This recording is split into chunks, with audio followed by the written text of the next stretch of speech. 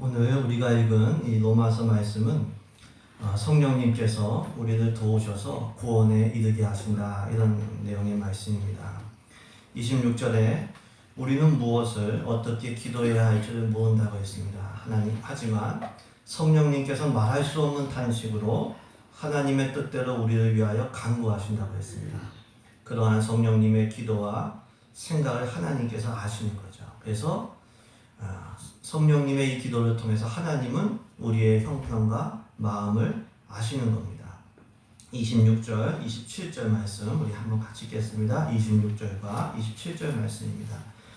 이와 같이 성령도 우리의 연약함을 도우시나니 우리는 마땅히 기도할 바를 알지 못하나 오직 성령이 말할 수 없는 탄식으로 우리를 위하여 친히 간구하시느니라. 마음을 살피시는 이가 성령의 생각을 아시나니 이는 성령이 하나님의 뜻대로 성도를 위하여 간구하십니다. 아멘. 때로 어려운 일을 만났을 때 우리는 어떻게 해결해야 될지, 뭘 해야 될지를 알지를 못합니다. 그러면 이제 기도라도 막 해야 되는데 그런 상황에서는 기도도 안 되죠. 그게 우리의 연약함입니다. 문제를 해결할 수 없는 연약함도 있고 그 문제를 하나님께 표현하고 아뢰지 못하는 마음이 팍 막혀서 그런 연약함도 있는 거죠. 하지만 그런 우리를 성령님께서 도우신다고 했습니다. 성령님께서 우리의 기도를 도와주셔요. 더 나아가서 도와주실 뿐만 아니라 우리를 위하여 말할 수 없는 탄식으로 친히 간구하시죠. 그러한 성령님의 기도를 통해서 하나님께서 우리의 연약함을 아시고 사정을 아신다라고 하는 거죠. 우리의 마음을, 모든 것을 아시는 겁니다. 결국 이를 통하여 알 수가 있는 것은 무엇입니까? 성령님의 도우심으로 우리는 하나님과 교통하게 된다라고 하는 것을 알 수가 있습니다. 그래서 우리는 성령님의 도우심을 반드시 받아야 돼요. 성령님의 도우심을 받으시게 주님의 이름으로 축복합니다. 그래야 내가 기도 생활을 할 수 있고 신앙 생활을 할 수 있고 구원의 완성으로 나아갈 수가 있어요. 성령님의 도우심을 받아야 하나님과 교통하게 되고 그와 같이 살지 않게 되는 거죠. 성령님의 도우심을 받으려면 어떻게 해야 될까요? 먼저는 성령님을 근심하게 하지 말고 성령님을 기쁘시게 해야 됩니다. 성령님을 근심하게 하시면 성령님의 역사가 소멸이 되는 거예요.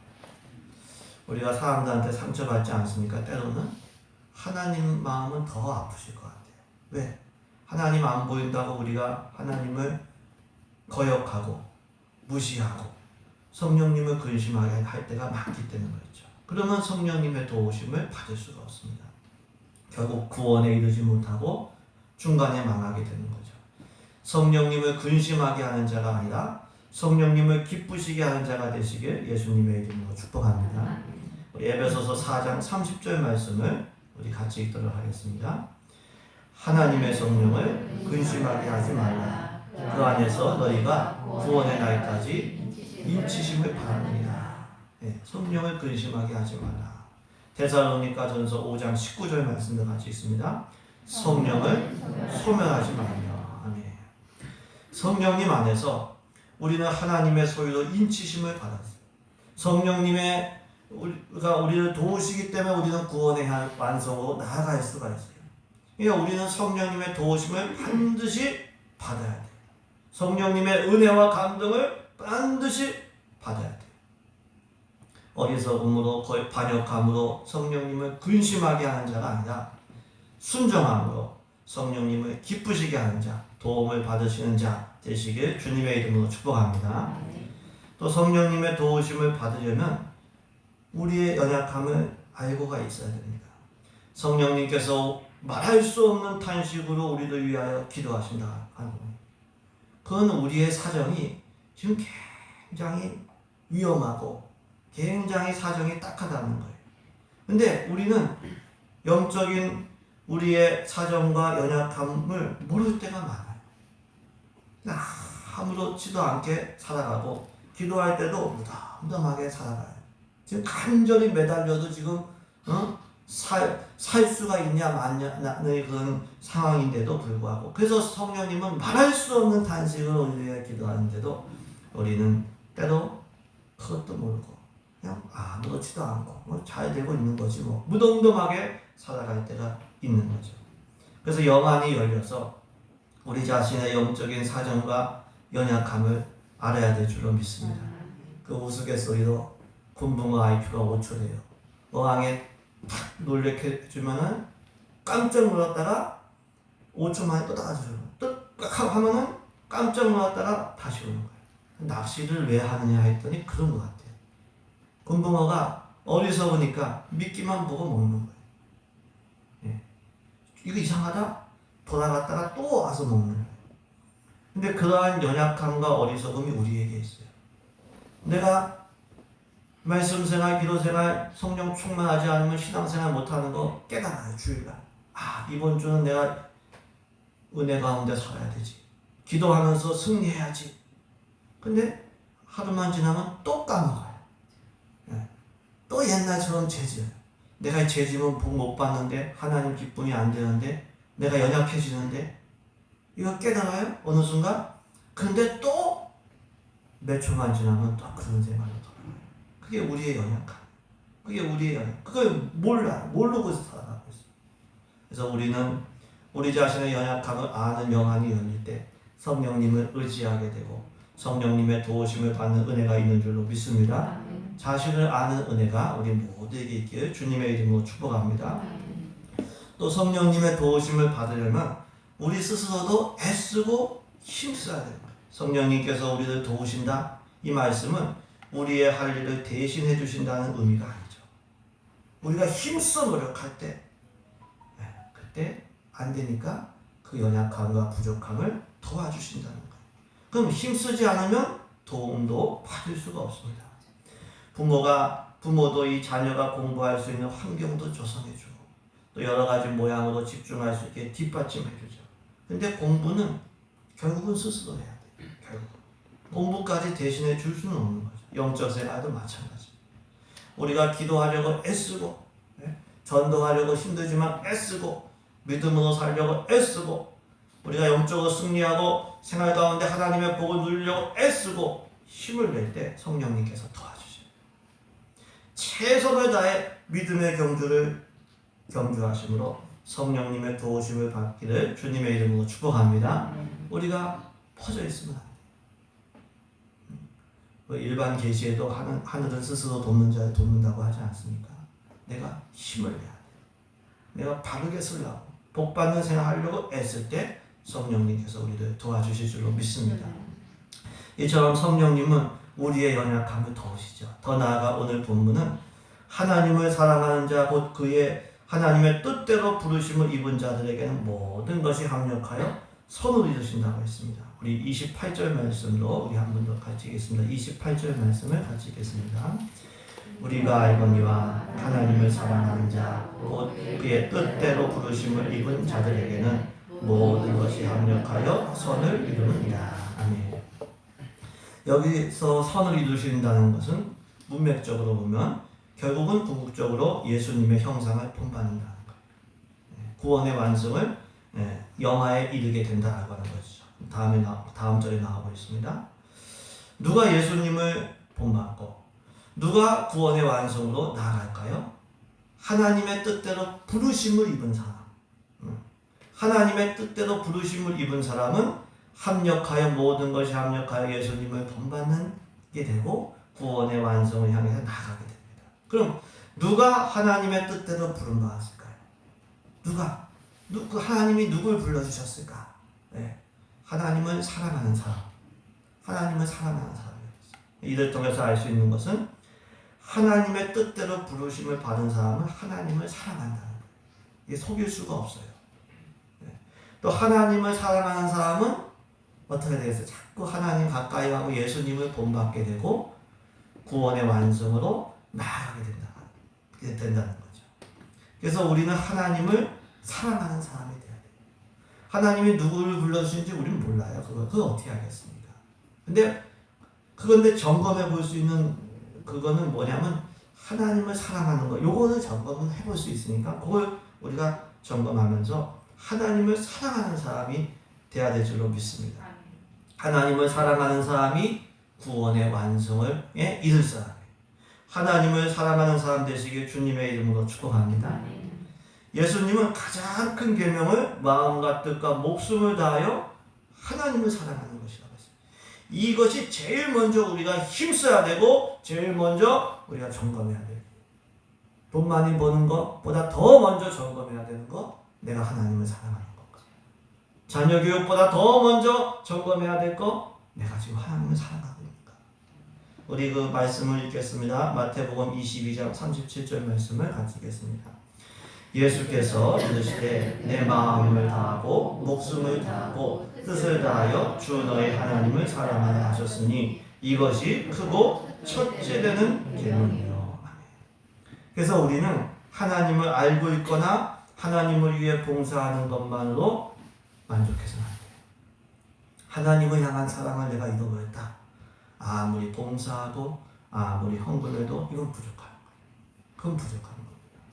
세상을 사랑하지 말고 우리들 부족함 없게 하시는 하나님을 사랑하시기를 바랍니다. 세상 따라가지 말고 사람 따라가지 말고 푸른 풀밭 쉴만한 물가로 인도하실 예수님 따라가시기를 예수님의 이름으로 축복합니다. 오늘 본문에서도 하나님의 뜻대로 부르심을 입은 사람, 하나님을 사랑하는 사람, 하나님을 내가 조금이라도 사랑하는 사람은 하나님의 뜻대로 부르심 받는 사람. 여러분들 여기 왜 나오셨어요? 하나님 사랑하니까 나왔죠. 교회 오면 명예를 줍니까? 돈을 줍니까? 예? 오늘 아스팔트 공사 힘들게 오셨을 텐데 그래도 사랑하니까 온 곳인 거예요. 사랑하니까. 예. 반대로 예수님을 믿지 않은 사람은 하나님을 사랑하지 않습니다. 하나님 안 사랑해요. 그렇기 때문에 하나님을 사랑하는 마음이 조금이라도 있으면 너무 감사한 일이에요. 예. 부르심 받았다는 증거이기 때문에 그 하나님을 향한 사랑을 날마다 기억하시고 그 사랑의 지배를 받으시길 주님의 이름으로 축복합니다. 괜히 미혹당하지 말고 하나님을 향한 사랑이 내 마음에 불타오르고 지배를 받을 때 내가 복을 누리게 되는 거예요. 또 우리는 모든 것을 예수님을 본받는 기회로 선용해야 됩니다. 모든 것이 합력한 선을 이룬다. 선을 이룬다는 의미는 합력한 예수님을 본받게 한다는 것이죠. 이 선이란 말 아가도스라고 하는 말은 좋은 완전한 이런 의미도 있습니다. 가장 선하고 가장 좋고 가장 안전한 건 무엇일까요? 물론 우리가 물질의 복도 좋고 참 형통의 복도 다 귀하죠. 근데 아무리 물질이나 형통을 성공을 얻었어도 하나님과 멀어졌다. 는 선하고 좋고 안전한 것이 아니에요. 가장 선하고 가장 좋은 것, 가장 온전하신 하나님을 가까이 하는 것, 가장 선하고 가장 좋은 것, 예수님을 본받음으로 구원에 이르는 것이에요. 그래서 우리가 기쁜 일이 있어도 슬픈 일이 있어도 결론은 똑같아요. 하나님을 가까이 하는 기회로 만들고 속상한 일이 있어도 좀 들뜨는 일이 있어도 똑같아요. 예수님을 본받는 기회로 선용해야 될 줄로 믿습니다. 그 은혜가 우리 모두에게 있기를 주님의 이름으로 축복합니다. 또 모든 것이 합력하여라고 했어요. 합력하여. 그러니까 우리는 모든 것이 합력한 전체를 볼 수가 있어요. 따로따로 떼어놓고 보면요, 이게 이해가 안 가요. 응? 이해가 안 가. 감사하기가 힘들어요. 근데 하나님께서 그 하나하나를 합하셔서 선을 이루시고 구원을 이뤄가시는 거예요. 창세기에 나오는 이 요셉이요, 형들에 의해서 애굽의 노예로 팔려갔어요. 여주인의 유혹을 거절하고 믿음을 지킨 결과 감옥에 죄수가 되게 됐어요. 하나씩 떼어놓고 보면요, 이거는 속상한 일이고 감사할 수가 없는 일이에요. 근데 하나님께서 모든 것을 합력하여 요셉으로 하여금 나중에는 많은 사람의 생명을 구원하는 총리 대신이 되게 하신 거예요. 전체를 볼 수 있어야 돼요. 전체. 모자이크 그림 있죠? 모자이크 그림에서 이 밝은 색의 모자이크 그림도 필요하지만 어두운 색의 모자이크 그림도 필요해요. 조각도 필요하죠. 이 조각들이 다 합쳐지면은 나중에는 아름다운 그림이 되는 거예요. 교회도 마찬가지입니다. 이런 은사를 가진 성도도 필요하고 저런 은사를 가진 성도도 다 필요해요. 우리가 성막이나 성전에 여러 기구들이 있었듯이 교회에도 다양한 은사를 가진 다양한 성도들이 다 있어요. 나와 다르다고 이게 반대가 아니에요. 우리 인생에서도요, 좋은 일만 있으면 좋겠지만 힘든 일도 있어야 돼요. 날이 좋기만 하면 사막이 된다고 합니다. 때로는 비가 와야 돼요. 좀 실패도 하고 연약한 점도 있어야 기도도 하고 겸손도 하죠. 형통도 물론 필요하죠. 근데 실패도 고난도 필요한 겁니다. 모든 것이 합력하여 선을 이루고 구원을 이루어가는 거예요. 성경에는요, 위로와 용기를 주시는 말씀만 있는 게 아니라 때로는 책망과 바르게 하는 말씀도 있어요. 회개하라는 말씀도 있는 것이죠. 그 모든 게 필요하고 모든 것이 합력하여 선과 구원을 이루어가는 것이죠. 전체를 보고 항상 전체를 보시고 방향을 잘 잡으시고 감사하는 우리 되기를 소망합니다. 이처럼 하나님을 사랑하는 자, 곧 그 뜻대로 부르심을 입은 자들에게는 모든 것이 합력하여 선을 이루어가는 것이죠. 그 선의 구체적인 내용은 말씀드렸듯이 예수님을 본받는 것이라고 했습니다. 29절 30절에 나오는데 29절에 하나님께서 우리를 미리 아시고 미리 정하셨다고 했어요. 30절에 미리 아시고 미리 정하신 우리를 불러주셨어요. 왜 불러주셨냐면은 아들의 형상을 본받게 하기 위함이다. 그러니까 하나님께서 우리를 부르신 이유는 뭐냐면은 예수님은 본받게 하라고 본받게 하려고 불러주신 거예요. 그러니까 합력하여 선을 이루신다. 부르심을 받은 자 합력하여 선을 이루신다는 것은 결국 합력하여 예수님을 본받게 된다고 하는 거죠. 그렇게 예수님을 본받게 하시는 이유는 예수님을 많은 형제들 중에서 맏아들이 되게 하려 하십니다. 그랬죠? 우리 29절 말씀을 같이 읽도록 하겠습니다. 29절 말씀입니다. 하나님이 미리 아신 자들을 또한 그 아들의 형상을 본받게 하기 위하여 미리 정하셨으니 이는 그로 많은 형제 중에서 맏아들이 되게 하려 하심이니라. 아멘. 하나님께서 우리를 미리 아시고 미리 정하시고 불러주셨어요. 그 이유는 아들의 형상을 본받게 하기 위함이죠. 예수님을 많은 형제들 가운데 맏아들이 되게 하기 위함이다. 이렇게 말씀합니다. 이를 통해서 우리 알 수 있는 건 무엇일까요? 우리가 부르심을 받은 이유는 예수님을 닮은 예수님의 형제들이 되게 하기 위함이다. 그것을 알 수가 있는 거예요. 그렇기 때문에 우리 신앙은 예수님을 본받는 신앙이 돼야 됩니다. 신앙이 얼마나 성장하고 얼마나 성숙했느냐, 그 기준은 얼마나 예수님을 닮아가느냐, 여기에 있습니다.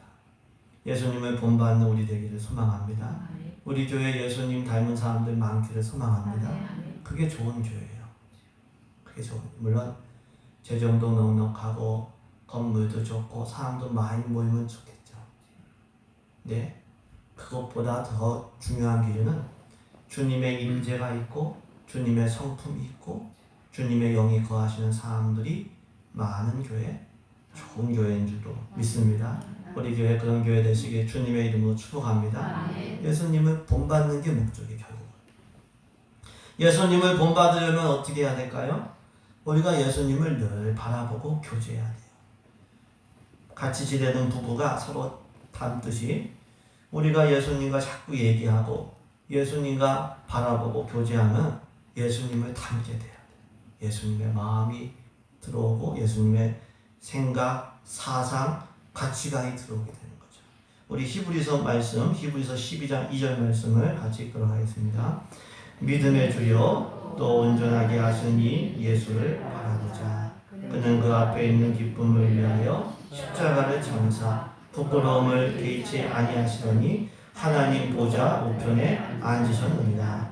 너희가 피곤하여 낙심하지 않기 위하여 죄인들이 이같이 자기에게 거역한 일 참으신 이를 생각하라. 아멘. 예수님 바라보시고 생각하심으로 예수님 닮아가시길 주님의 이름으로 축복합니다. 예수님을 바라보고 생각하는 방법은 성경을 가까이 하는 겁니다. 왜냐하면 성경이 결국 예수님을 증언해 주기 때문에 결국은 예수님을 증언. 요한복음 5장 39절에 성경이 예수님에 대하여 증언한다. 이렇게 말씀하고 있습니다. 우리가 성경 열심히 우리가 영의 양식으로 삼으심으로 주님을 본받는 우리 되기를 소망합니다. 또 예수님을 본받으려면 예수님 마음을 우리가 성경을 통해서 읽으면서 예수님 마음을 헤아리고 품어야 돼요. 빌립보서 2장 5절에 그리스도 예수의 마음을 품으라 이런 말씀이 있죠. 예수님 마음은 어떤 마음일까요? 하나님 본체시지만 동등됨을 취할 것을 여기지 아니하시고 자기를 비워 사람의 모양으로 종의 형체를 가지사 사람의 모양으로 나타나셨어요. 우리 대신 십자가에서 죽으시기까지 복종하셨어요. 예수님의 마음, 겸손한 마음, 하나님의 뜻에 절대 복종하는 마음, 사랑하고 희생하는 마음.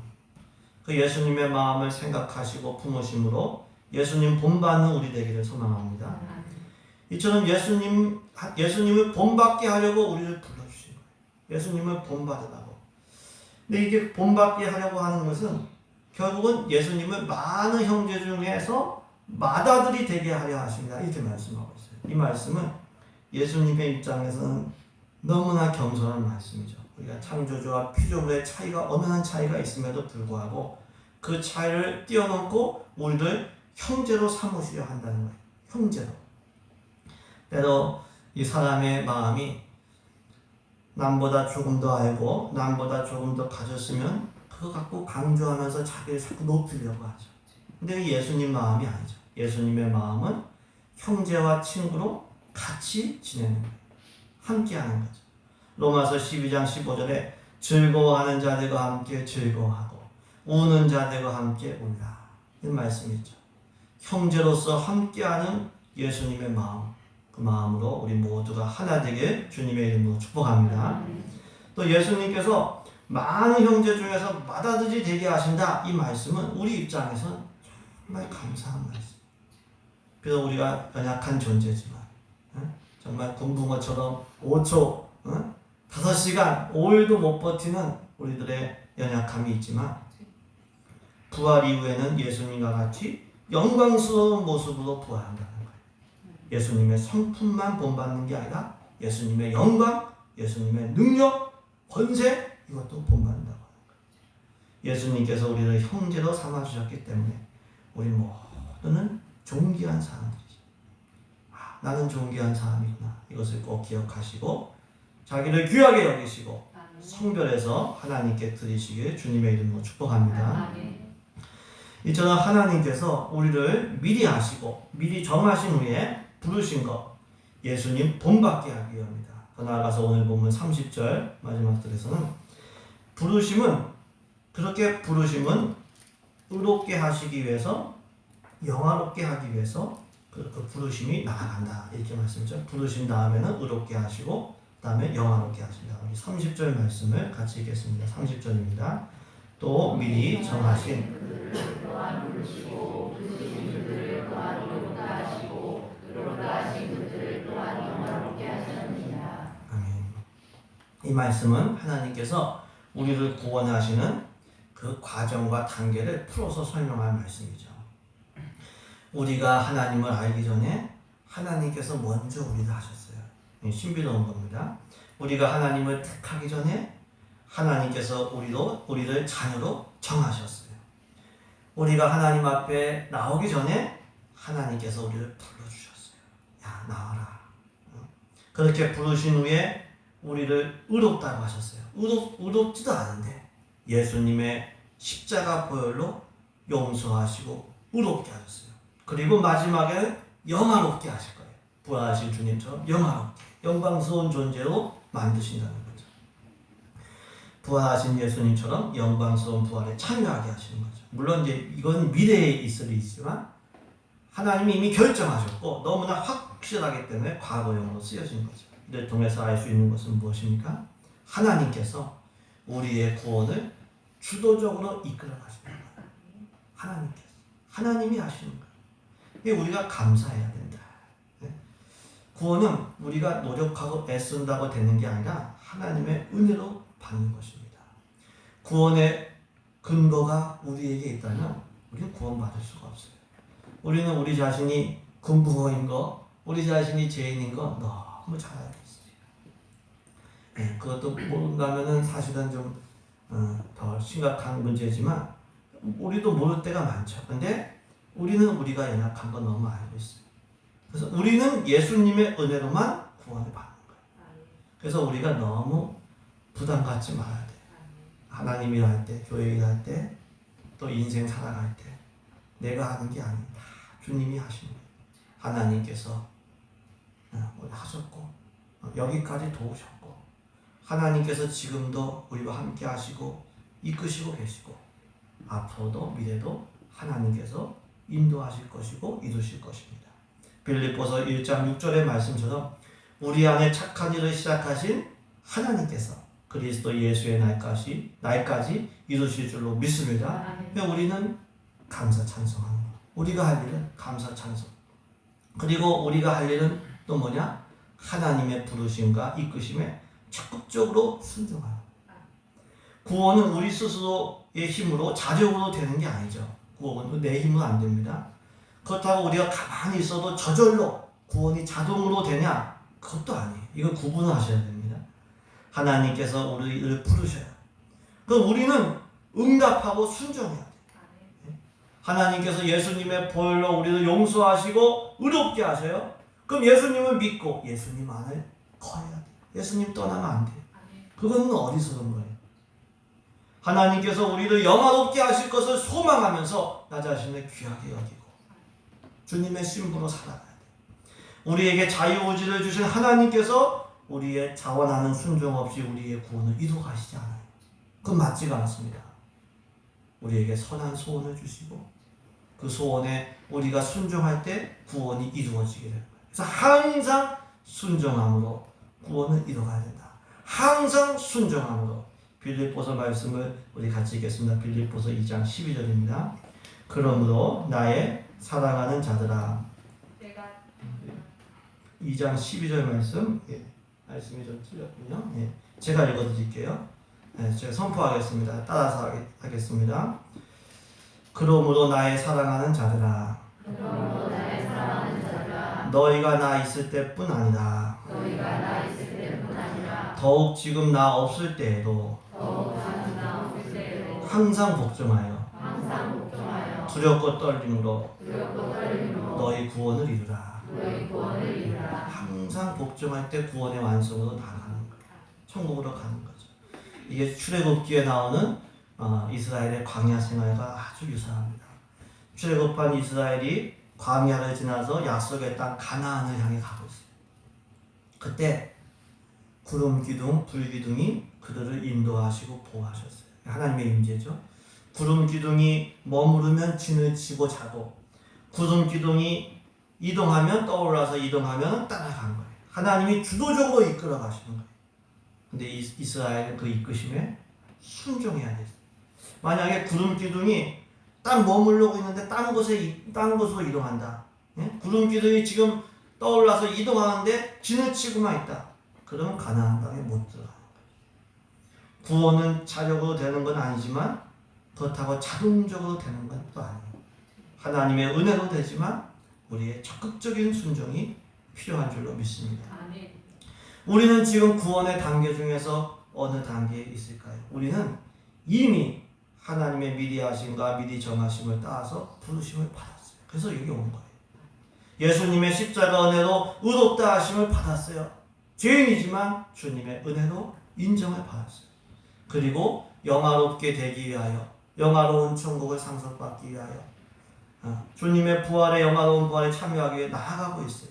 이 단계를 성화의 단계, 예수님을 본받는 단계라고 말을 합니다. 우리는 부지런히 예수님 따라가고 예수님 본받아야 돼요. 그런데 연약한 우리의 힘만으로는 안 돼요.